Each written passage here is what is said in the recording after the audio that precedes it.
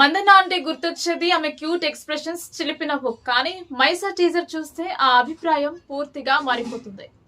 రవీంద్ర ఫుల్ని దర్శకత్వంలో pan India స్థాయిలో తెరకెక్కుతున్న ఈ సినిమా టీజర్ రష్మికలోని ఒక కొత్త కోణాన్ని పరిచయం చేసింది.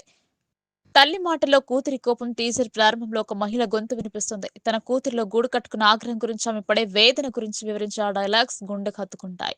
నా బిడ్డ సచ్చిందన్నారు, కానీ మట్టే వణికిపోయింది. నా బిడ్డ రక్తాన్ని దాచలేక గాలే ఆగిపోయింది. నా బిడ్డ ఊపిరిని మోయలేక అగ్గే బూడిదైంది. మండుతున్న నా బిడ్డను చూడలేక ఆఖరికి సావి చచ్చిపోయిందన్న మాటలు కథలోని లోతును సూచిస్తున్నాయి. రష్మిక ప్రైమల్ రోల్ వెండిలో వణుకు పుట్టించే పర్ఫార్మెన్స్. ఈ సినిమాలో రష్మిక టైటిల్ రోల్ పోషిస్తోంది. టీజర్ చివరిలో ఆమె చేసిన ఒక భీకరమైన గర్జన ప్రేక్షకులలో ప్రకంపనలు సృష్టిస్తోంది. బాధను భరించి, అణచివేతను ఎదిరించి చివరకు తిరగబడిన ఒక ధైర్యవంతురాలైన మహిళగా రష్మిక కనిపిస్తుంది. ముఖ్యంగా యాక్షన్ సన్నివేశాలు, ఆమె చూపిన తీక్షణత, శత్రువుల రక్తంతో స్నానం చేసే ఆ సన్నివేశాలు రష్మికలోని మాస్ యాంగిల్ ను బయటపెట్టాయి. దర్శకత్వం డెబ్యూ డైరెక్టర్ రవీంద్ర పుల్లే తన గ్రిట్టి డైరెక్షన్ మరియు పవర్ఫుల్ రైటింగ్ తో ఆకట్టుకున్నారు. ఒక సాధారణ హీరోయిన్ ఓరియంటెడ్ సినిమా కాకుండా ఒక ఇంటెన్సివ్ డ్రామాగా దీనిని మలిచారు. శ్రేయస్ పి కృష్ణ అందించిన విజువల్స్ సినిమాలోని డార్క్ అండ్ రా టోన్ ను పర్ఫెక్ట్ గా ఎలివేట్ చేశాయి.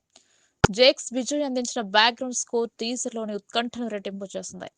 మైసా, రష్మిక మందన్న కెరీర్ లో ఒక మైలురాయిగా నిలిచిపోయే అవకాశం ఉంది. రొటీన్ సినిమాలకు భిన్నంగా తిరుగుబాటుకు నిలువెత్తు రూపంలో ఆమె చేసిన ఈ ప్రయత్నం ఖచ్చితంగా ప్రేక్షకులను ఆశ్చర్యపరుస్తుంది. అన్ ఫార్ములా ఫిల్మ్స్ బ్యానర్ పై వస్తున్న ఈ చిత్రం పాన్ ఇండియా స్థాయిలో ఒక ప్రభంజనం సృష్టించేలా ఉంది.